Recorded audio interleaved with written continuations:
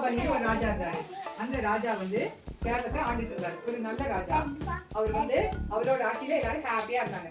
ஒரு நாள் அவர்கிட்ட ஒரு வயசான மக்கள் எல்லாரும் சந்தோஷமா ஹாப்பியா கொண்டாடணும், என்னை வரவேற்கணும், இந்த நாளையில நான் எல்லாரும் வீட்டுக்கு வருவேன் அப்படின்னு சொல்றாங்க. அதனாலதான் அந்த நாள் எல்லாரும் நம்ம என்னவா கொண்டாடுறோம்?